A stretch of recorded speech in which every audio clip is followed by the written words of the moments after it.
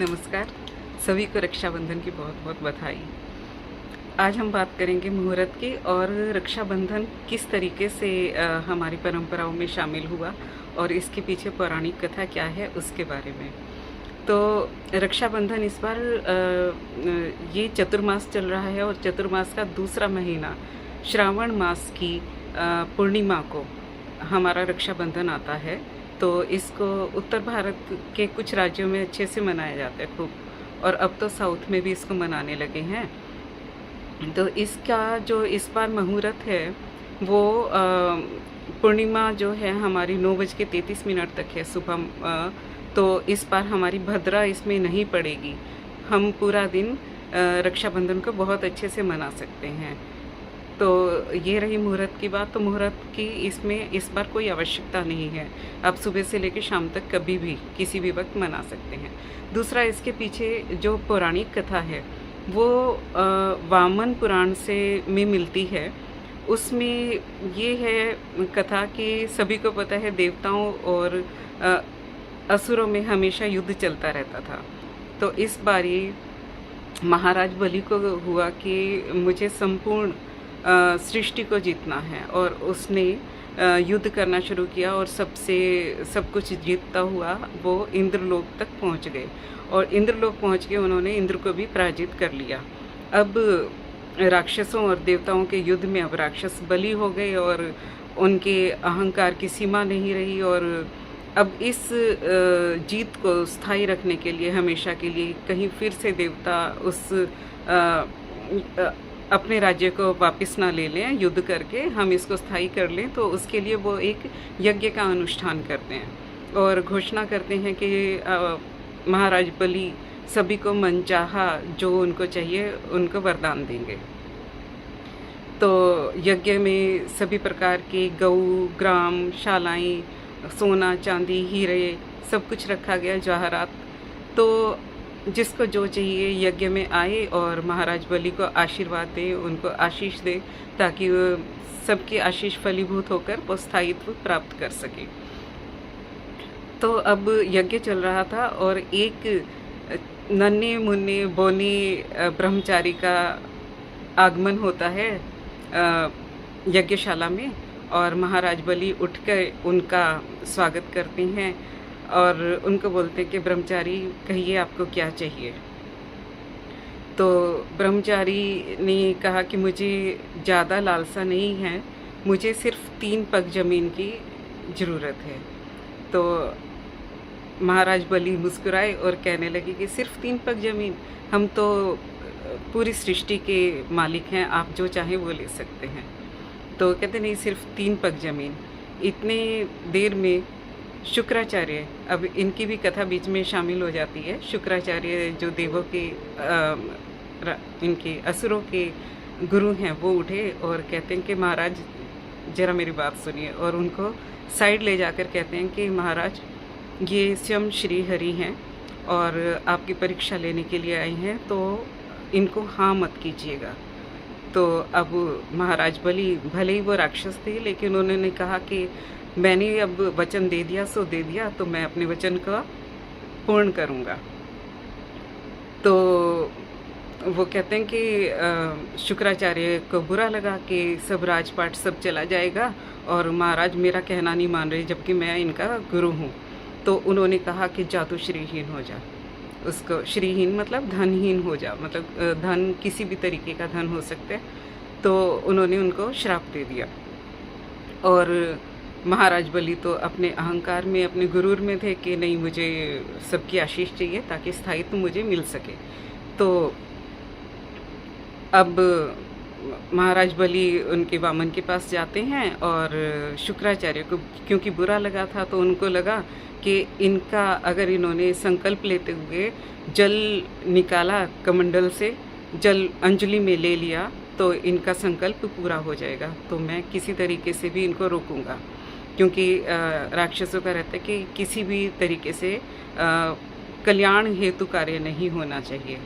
तो अब उन्होंने उसको रोकने के लिए कमंडल का जो उनकी आगे जिसमें से पानी निकलता है, टोंटी कहते हैं उसको, उसमें जाकर शुक्राचार्य सूक्ष्म रूप लेके उसमें जाके बैठ गए।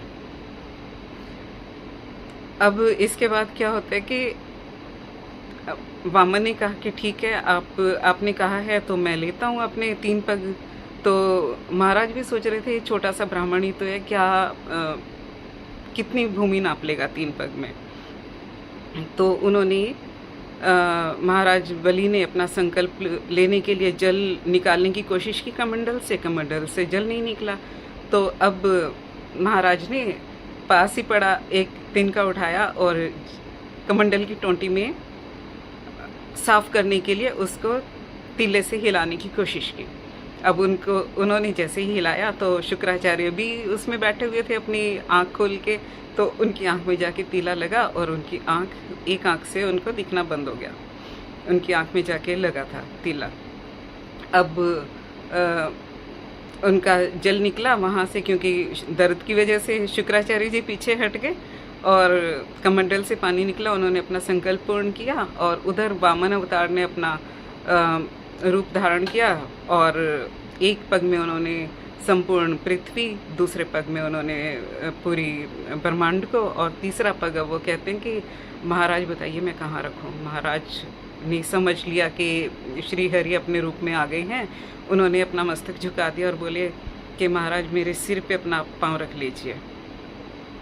अब महाराज ने सोचा कि स्वयं श्री हरि मेरे द्वार पे आई हैं, जिनके सामने सब लोग हाथ फैलाते हैं, और अब वो मेरे सामने हाथ फैला के उन्होंने मांगा है 3 पग भूमि। तो अगर ये जीते तो भी मैं जीता, और मैं हारा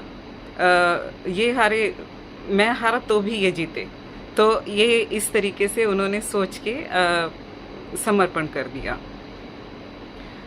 और श्री हरि ने अब तीसरा पाँव, वामन अवतार ने तीसरा पाँव अपना पग उनके सिर पे रखा। उनके सिर पे रखने के बाद तो अब उनका संकल्प पूरा हुआ। तो श्री हरि कहते कि मैं तुमसे बहुत प्रसन्न हूँ, अब मुझे बताओ कि मैं तुम्हें क्या वरदान दूँ। और उन्होंने वरदान स्वरूप बोला कि अब से तुम सूतल में वास करोगे। मतलब हमारे यहाँ अलग अलग लोकों की वर्णन है, तो उन्होंने कहा सूतल में अब से तुम्हारा वास होगा। ये चिरंजीवी हैं महाराज बलि भी, और मैं स्वयं तुम्हारे साम्राज्य की पहरेदारी करूंगा, तुम्हें किसी चीज़ का कोई खतरा नहीं है। तो अब महाराज वैकुंठ छोड़ के सूतल में उनके महाराज बलि की पहरेदारी करने लगे, क्योंकि उन्होंने वरदान दे दिया था। उधर वैकुंठ में लक्ष्मी जी अकेली, और क्योंकि हमने देवशयनी की बात की थी, देवशयनी एकादशी की, और इस समय सभी देव सोए हुए हैं। चतुर्मास जो है कहा जाता है कि सभी देव सोए हुए हैं, तो इनमें शुभ कार्य कोई भी नहीं होता है ना। अब देव उठेंगे, उसके बाद देव उठनी एकादशी आएगी, उसके बाद फिर कार्य शुरू होंगे। तो महारानी वहाँ पे लक्ष्मी अकेली हैं, और तो वो सोच विचार कर रही है। तो नारद मुनि तो संपूर्ण ब्रह्मांड में घूमते रहते थे, उनको सब खबर रहती थी कि कहाँ पे क्या हो रहा है। तो वो लक्ष्मी जी के पास जाते हैं और कहते कि आप स्वयं जाइए और उनको संकल्प में किसी वचन में बांधकर श्री हरि को अपने वचन से मुक्त कराकर वापस लेके आइए, नहीं तो देवताओं का क्या होगा। तो इस प्रकार से अब लक्ष्मी जी ब्राह्मणी का रूप धारण करके, विदुषी ब्राह्मणी का रूप धारण करके सूतल जाती हैं, और महाराज बलि को बोलते हैं कि मुझे आपके आश्रय चाहिए। तो वो उनको अपना आश्रय दे देते हैं, और वो इंतज़ार करती हैं श्रावण मास की पूर्णिमा का, और उस दिन धागा लेके उनके पास जाके कहती हैं कि मैं आज से आपको अपना भाई स्वीकार करती हूँ और आप मेरी रक्षा कीजिए। तो कहते हैं कि मांगो, आपको क्या चाहिए। महाराज बलि ने बोला, तो उन्होंने लक्ष्मी रूप धारण करके बताया कि मेरे पति आपके साम्राज्य की पहरेदारी कर रहे हैं और वैकुंठ लोक कभी खाली है बिल्कुल, तो आप उनको मेरे साथ भेज दीजिए। तो महाराज बलि ने अपने सूत्र का सम्मान करते हुए उनको कहा कि ठीक है, आप विष्णु जी को अपने साथ ले जाइए, और इस प्रकार विष्णु लक्ष्मी का वहाँ से वैकुंठ के लिए आगमन हुआ। अब लक्ष्मी जी ने, क्योंकि वो बहन थी उनकी बहन बन गई थी महाराज बलि की, और महाराज बलि को शुक्राचार्य ने श्राप दिया था कि आप श्रीहीन हो जाइए। अब जिनकी बहन लक्ष्मी स्वयं हो, तो लक्ष्मी जी ने खुश होकर उनको आशीर्वाद दिया कि जो शुक्राचार्य ने आपको श्राप दिया है मैं उसको भंग करती हूँ। इस प्रकार इस कथा का समापन होता है। सब लोग अपने अपने साम्राज्य में खुश थे।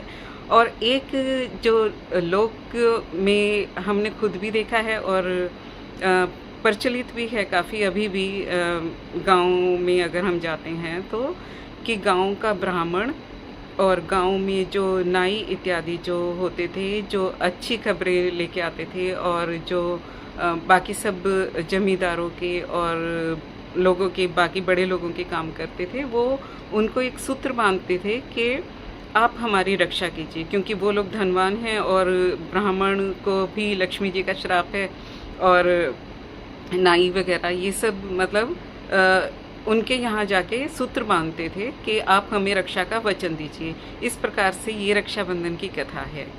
धन्यवाद।